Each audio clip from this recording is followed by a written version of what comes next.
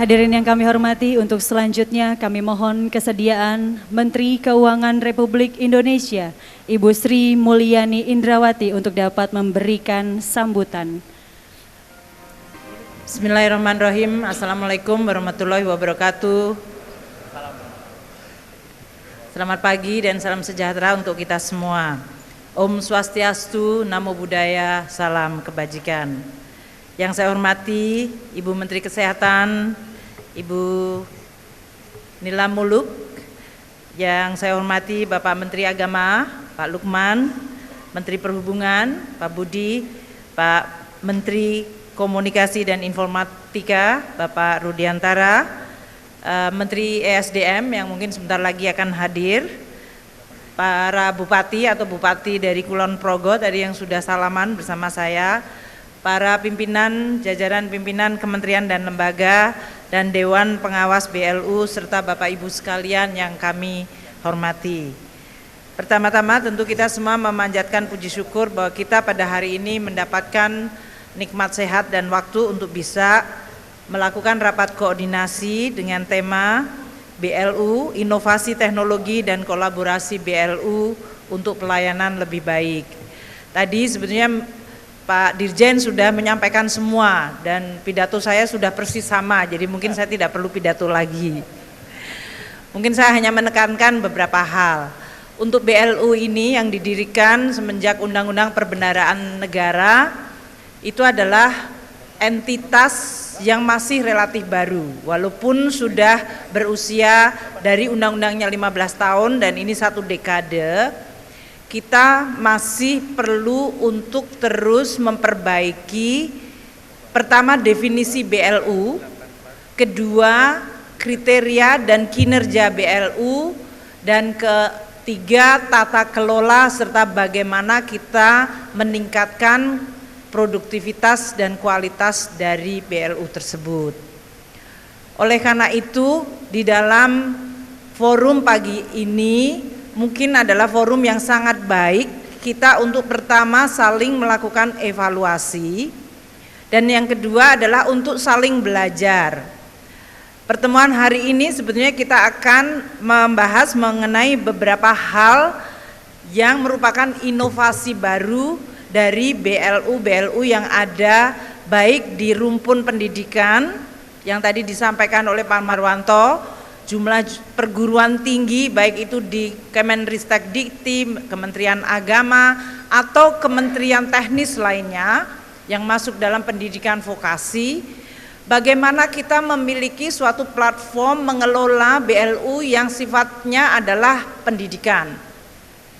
Kemudian kita memiliki rumpun BLU kesehatan yang juga cukup besar dan melayani hampir separuh dari total masyarakat populasi Indonesia. Kemudian kita punya BLU yang spesifik, tempatnya Menteri Perhubungan, tempatnya Pak Jonan, nanti kita punya Pak Rudiantara yang hari ini melalui Bakti. Ini mungkin Bakti kurang terkenal, tapi kalau orang bicara tentang satelit palaparing semua tahu. Jadi ini mungkin popularitas BLU berbeda-beda. Kalau BLU pendidikan semua mungkin lebih mengenal, dan BLU rumah sakit. Tapi BLU yang lain itu banyak yang belum, tapi mereka memiliki fungsi yang luar biasa. BLU-nya tempat Pak Rudiantara bersama dengan BLU-nya tempatnya Bu Nila bersama kami membentuk bagaimana praktek telemedicine bisa dilakukan. Ini adalah kolaborasi antar BLU. Tadi disampaikan oleh Pak Marwanto bagaimana BLU nanti akan dibuat suatu sistem tata kelola yang berdasarkan digital, sehingga para menteri sebagai pembina teknis dan para dewan pengawas bisa mendapatkan data yang setiap waktu up to date. Sehingga kalau ada masalah di BLU tidak menunggu sampai akhir tahun atau sampai di audit dan baru ketahuan. Ada yang disebut manajemen yang sifatnya selalu tepat waktu dan tepat kualitas. Kita berharap dengan adanya platform tadi digital kita bisa lakukan. Tadi Pak Lukman Menteri Agama membisikkan gimana kalau BLU-nya Bakti tadi bersama Kementerian Keuangan sebagai pembina sisi keuangannya bisa melakukan pelatihan langsung, sehingga tadi yang disampaikan mengenai automatization dari office itu bisa dilakukan. Sedikit menggunakan atau bahkan menghilangkan penggunaan kertas, semuanya masuk kepada teknologi informasi, datanya bisa di-share oleh para manajemen Dewan Pengawas dan Menteri sebagai pembina teknis, sehingga setiap saat kita selalu mampu untuk bisa mengawasi dan mendorong, meyakinkan bahwa BLU ini bisa menjalankan tugasnya. Saya ingin mengulangi lagi berkali-kali, BLU bukanlah entitas mencari keuntungan. Meskipun tadi semua bertepuk tangan waktu Pak Marwanto mengatakan pendapatan kita di 2018 BLU mencapai 128% dari targetnya. Terus semua tepuk tangan. Saya tidak tahu ini artinya mereka minta bonus, apakah mereka senang karena mendapatkan pendapatan yang cukup baik, atau saya nggak tahu ekspresi apa, tapi kayaknya kalau sesuatu yang berhubungan dengan uang dan banyak itu pasti tepuk tangan. Nah, saya ingin mengulangi bahwa walaupun dapat 128% itu tidak berarti BLU itu kemudian berkejar-kejaran untuk mencari keuntungan. Karena BLU didesain untuk pelayanan, namun secara efisien. Jadi harusnya kriterianya adalah bagaimana mereka bisa memberikan pelayanan sebanyak mungkin, semaksimal mungkin, sebaik mungkin dengan efisiensi biaya, efisiensi waktu, dan efisiensi proses bisnis. Itu yang saya harapkan akan menjadi kriteria yang akan dikembangkan baik di dalam automatization dari office yang sedang dibuat di BIOS tadi, maupun di dalam para dewan pengawas melakukan tugas pengawasannya. Tentu di dalam rambu-rambu etika dan aturan perundang-undangan. Apakah BLU menjalankan peraturan perundang-undangan yang biasanya merupakan irisan antara undang-undang Kementerian Teknis yang mereka harus melakukan pelayanan publik dengan Undang-Undang Keuangan Negara, dan oleh karena itu kemudian harus memiliki compliance. Ini tidak mudah karena biasanya naluri BLU kemudian cenderung, selamat datang Pak Jonan, betul nggak Pak Jonan? Karena saya nggak lihat itu. Oh betul, ini lampunya menyorot persis di mata Pak Yonan, dan Pak Yonan juga bersinar terang. Jadi BLU itu sebagai binatang, mohon saya teruskan Pak Yonan ya. BLU sebagai suatu entitas, dia memang subject to regulation yang cukup banyak dari Kementerian Teknis, dari Kementerian Keuangan, dan oleh karena itu juga diisi oleh banyak ASN yang cenderung menjadi birokratis. Padahal BLU itu harus in between antara dia memiliki korporatisasi dan entrepreneurial, tapi tidak mencari keuntungan. Entrepreneurialnya itu adalah bagaimana kita terus-menerus bisa meningkatkan pelayanan dengan tata kelola yang baik, dengan efisiensi yang tinggi, akuntabilitas yang baik.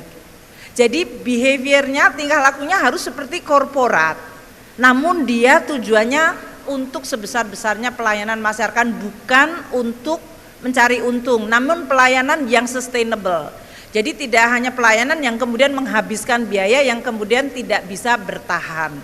Jadi memang mindsetnya dan nalurinya harus berbeda dari birokrasi dan dari entrepreneur murni. Ada yang disebut socio-entrepreneur, ya kira-kira seperti itu. Dan inilah yang mungkin perlu untuk terus kita bangun dan kita perkuat. Saya berharap dengan rapat koordinasi ini, para BLU yang berbeda-beda rumpunnya bisa saling melihat. Karena jangan hanya yang pendidikan belajar dari diantara BLU pendidikan. Mungkin bahkan idenya bisa dapat dari BLU yang lain. BLU teknologi, BLU energi, BLU di bidang perhubungan, BLU di bidang kesehatan. Mereka semua bisa saling melihat dan belajar. Saya ingin menyampaikan terima kasih kepada para menteri yang hadir di sini. Tadi Pak Jonan belum datang, jadi saya sebutkan Pak Jonan, Pak Rudiantara, Pak Lukman, Ibu Nila Muluk, Pak Budi, dan seluruh eselon 1 yang mewakili menteri yang tidak dapat hadir. Mungkin nanti kita akan dengarkan kiat-kiat dan pengalaman seperti Pak Jonan dan Pak Rudiantara yang berasal, dan Pak Budi itu yang berasal dari swasta tadinya. Beliau waktu jadi menteri suka kaget-kaget aja, kok ternyata birokrat kayak gini ya jalannya gitu. Jadi naluri swastanya ingin kita timba. Gimana sih Pak, Bapak mengharapkan BLU-nya menjadi seperti apa? Yang tadi di satu sisi compliant terhadap undang-undang, namun jiwa entrepreneurship-nya tuh bisa muncul, tapi tidak untuk mencari untung, tapi untuk pelayanan masyarakat. Kita berharapkan kita bisa menimba hal itu. Pak Lukman, Bu Nila Muluk, saya sendiri, dan tadi dari perwakilan Menristek Dikti yang rumpun pendidikan banyak sekali, tentu juga bisa belajar mengenai bagaimana pengelolaan yang membagi antara misi pelayanan dengan tata kelola yang baik dan akuntabilitas. Hari ini akan dilihatkan beberapa inovasi tersebut seperti telemedicine. Tadi juga Pak Marwanto menyampaikan hal yang penting. Ada 4 pilar, yaitu bagaimana BLU bisa meningkatkan kreativitas untuk berbagai pelayanan yang bisa sustainable.